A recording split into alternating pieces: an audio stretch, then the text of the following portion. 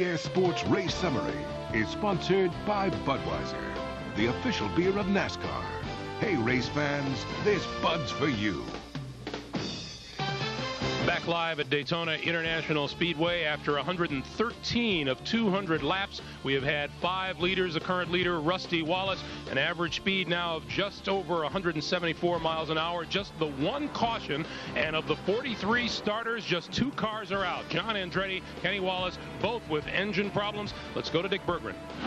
Tony Stewart has pulled into pit road where they're going to try to do a quick diagnosis and see if they can figure out what's wrong with the electrical system of his car. If they can't fix it quickly here on pit road, he will go behind the wall, pull the valve cover, and lose many laps. At any rate, he has no chance to win the Daytona 500 in his rookie start. Mike? The former Indy Racing League champion was the second fastest driver in qualifying, started here on the outside pole. Ernie Irvan working low on the racetrack, trying to pick up spots as things get racy in that lead pack. Right behind Jeff Gordon, there's Irvan inside Terry Labonte, who's up about as high as Terry has run today in that red number 5 right there next to Irvan. Well, I'll tell you what, Jeff Gordon hasn't got many friends out there today. They're ganging up on him. Every time he gets a good run, they'll move the line out on him. Buddy, one of the racing papers did a survey. What was the best? What was the worst race of the year? Number 1 answer, 1 out of 5 responses. Any race Jeff Gordon won. He is good. He wins a lot. Some people love that. Some folks don't. On the upper left of our screen, like Robert Presley there, displayed in green, that means he's gained a spot in the last lap. Mark Martin, you see, displayed in red, that means he is dropping back. Yeah, Mark was in 8th place about 2 laps ago, but he's in a thick pack of cars, so it's not hard to lose 7 or 8 positions. Ralph Shaheen. Well, let's find out from crew chief Jimmy Fennig what the story is with Mark Martin. He's been watching him all day long. Here he comes. Jimmy, you guys won the shootout, but struggling today. What's the problem? Well, it don't seem like nobody wants to work with us, so well, I don't know. We'll see if we can get some friends out there. Mike, we were listening in on the scanner, and Mark has been screaming to his spotters, make me some friends. A lot of deals trying to be made on the roof up above you. Yeah, 2 floors up above us on the roof. Every car has a spotter in radio contact, kind of like mission control with the astronauts. They tell the driver when he's clear going into the corner, when there's no cars in his blind spot, and the spotters talk to each other, trying to link cars that are running together, like Elliott Sadler in the 21 just ahead of Mark Martin, trying to get cars and make deals to go together to move up. Yeah, and Elliott Sadler is a lap down, but you can see he's running just as fast as the lead group right now. So Mark's kind of caught up there, and he needs somebody that is on the lead lap that's running as fast as these guys leading. Dick Berggren.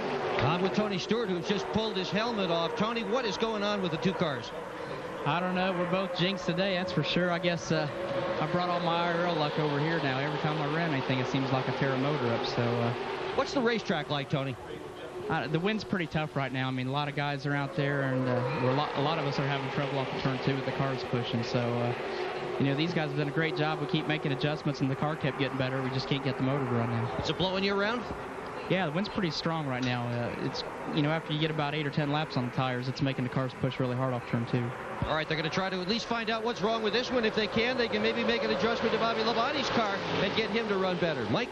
Tony Stewart in the Indy Racing League would either win, it seems, or blow up, and sometimes blow up while leading on the way to a win. But he has a lot of talent. You'll hear a lot from him this year. I'm sure of that. I'll tell you one thing. Jeff Gordon can get shuffled back to 8th, 10th place, and all of a sudden he just comes right back up on the lead group. He's strong. But it looks like there might be some hot dog wrapper. What is that white spot? Paper plate. Yeah, it looks like a paper plate right on Rusty Wallace's grill. For more on that, here's Ralph. Well, Robin Pemberton, you got a plate in front of your grill on the left side of the car. Is that going to affect the temperatures of Rusty's machine? No, it's not blocking anything where we've got an air intake or anything for the radios. We've been watching. It's still about 190 degrees. It's okay. Are you happy with the way the car is performing? Is it good enough to stay up front? I only heard, are you happy about the car? And who wouldn't be right now? This morning, I stood behind Mike Helton and David Hoots as they ran the drivers' meeting, and I looked at drivers' faces.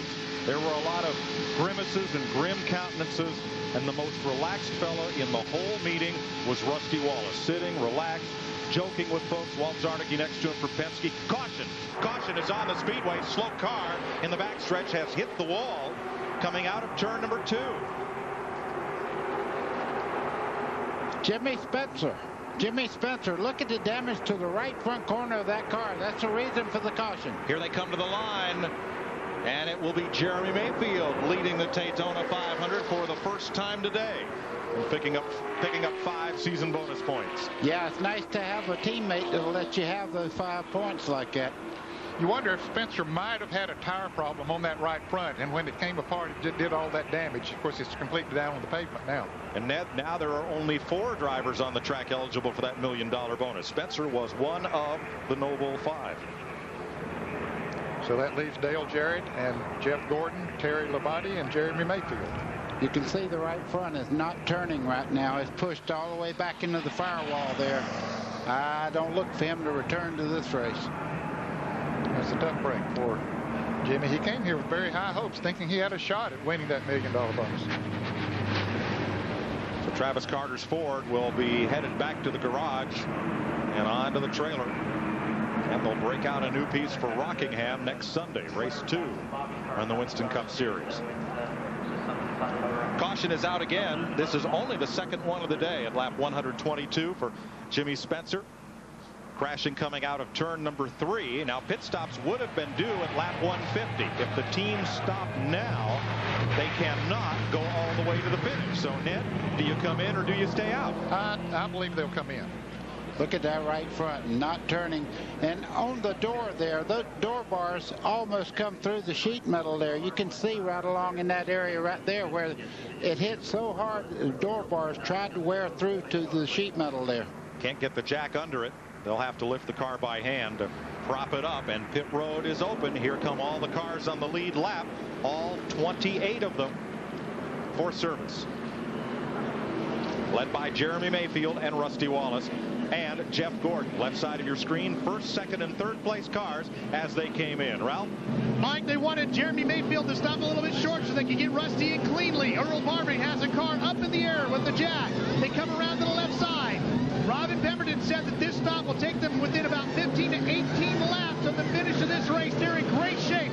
I got to tell you, I've never heard Rusty so calm on the radio. He's talking so smooth and easy. He's as confident as you can get.